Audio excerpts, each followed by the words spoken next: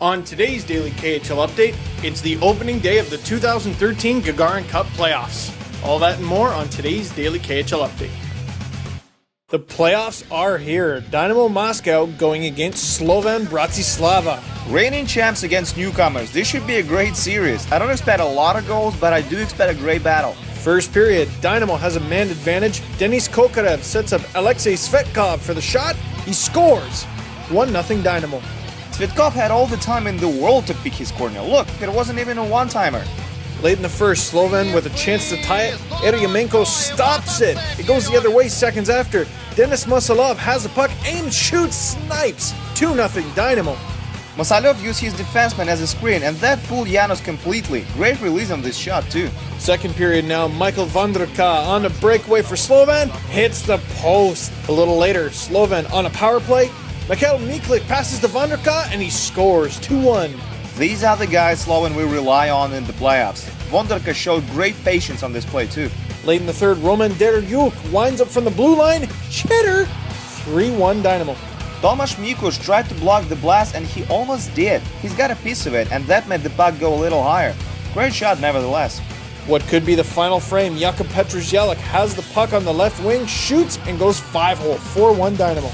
Finally, it took him 11 games to score his first goal as a Dynamo Moscow player. You can imagine how excited he is right now. A few minutes later, Petrusjelek on a breakaway. He stopped Kokarev to Svetkov. He stopped Petrusjelek. Scores.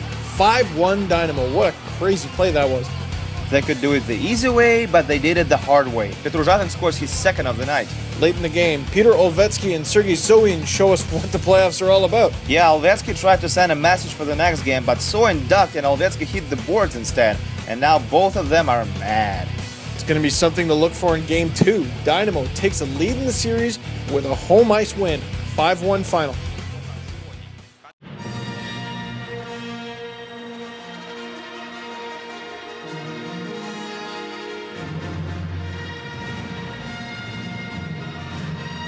It's playoff time in St. Petersburg. Check out the pregame show. Igor Makarov is not in the lineup tonight. They say he's okay after the fight with Grigoriev.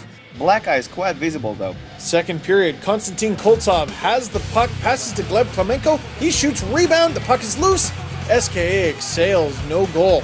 Ilya Kablukov was really close to putting the biscuit in the basket on this play. Just unlucky. Now Varnikov has the puck. He's in, crunch time, but Turshin knocks him down. Now Torsen has it. What a cross-ice feed to Pruka. Misses the net. How'd he miss that? He probably grasped his stick a little too tight, and this is why he missed the target. Third period now, SKA buzzing the net. Kevin Dahlman shoots. Where to go? Play blown down, but they're going to go upstairs to review it. Dahlman hit the crossbar, then it went off Galimov's back, and he covered it up in the last second. That's one crazy play we just witnessed. Here's another crazy play. Ilya Zhav leaves the net to make a pass, mishandles it, and Gleb Klamenko almost makes him pay. That went just wide. It would be an insane finish to the game. Klamenko was traded to Atlant from SKA in the last second at the trade deadline. And this is what made all the headlines. Overtime, Oleg Yashin breaks his stick, doesn't get rid of it right away, and he gets a minor penalty. Okay, technically it's a right call, but it's the playoffs and it's overtime. I don't think I'm okay with it. SKA on the power play, Pruka feeds Thorson, and he scores. It's over. SKA wins in overtime. SKA looked like a better team in this game, but the only goal they scored followed after a questionable call. If anything, you gotta love players for the drama. San Sozolinch is arguing with the refs after, but there's nothing he can do. SKA wins Game 1 of the series, 1-0 OT final. Thomas Purpele goes head-to-head with Rostislav Stanya. Red Army meets Lev in the opening round of the playoffs. Second best goes against seventh best, but this is really misleading.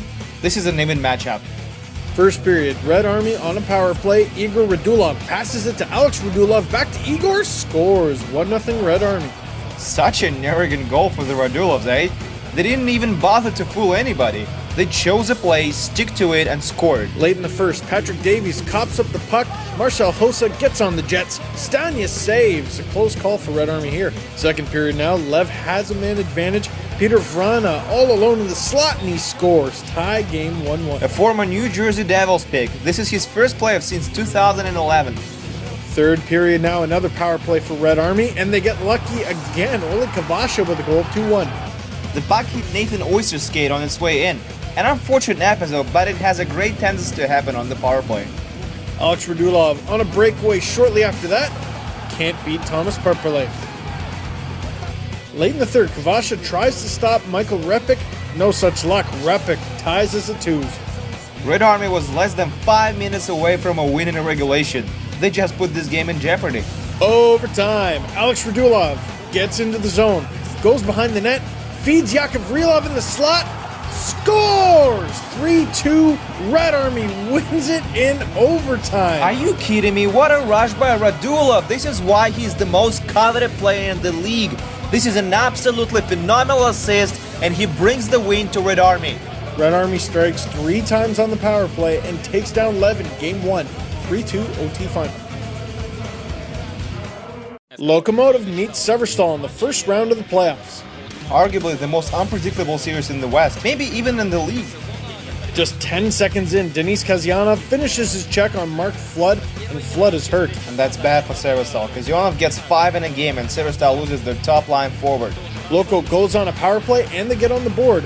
Alexei Kaluzhny with the goal, 1-0 Loko. Yuskov to Kronwall to Kaluzhny, and a beautiful play. Second period now, and we have a fight. Evgeny Ketov is upset with Miklas Redliks, and they duke it out. A little later, the puck is in the slot, and Gennady Stolyarov sends it home. It's a tie game, 1-1. Note that Vadim Shipachov got a point on this play. Severstal doesn't let up. Alex Ryazantsev winds up, shoots. Curtis Sanford saves, and he's hurt. Wouldn't you be hurt? Ryazantsev has a wicked shot. It's quite painful to stop it. Third period, Dmitry Maltsev has the puck. He's checked by Bogdan Kiselevich, and he's down 2. It's a clean hit, but Maltsev suffered an unfortunate landing. He face-planted in the ice. Ouch. Late in the third, Kiselevich shoots it on net, rebound, and Shipachov puts it home, 2-1 Severstal. Severstal's top line delivers again. Shipachov and Sidorov with their second points of the night. Last minute of regulation, Hagman with a chance to tie it. No! Denied by Vasily Koshichkin. He stops him with a blocker and it goes out. And this is it. Andrei Nazarov wins his second playoff game as head coach as Severstal takes down Lokomotiv 2-1 final. That's all for today's Daily KHL Update, and it's just day 1. I'm Steve Dangle-Glynn with Andrea Sadchenko. We'll see you tomorrow.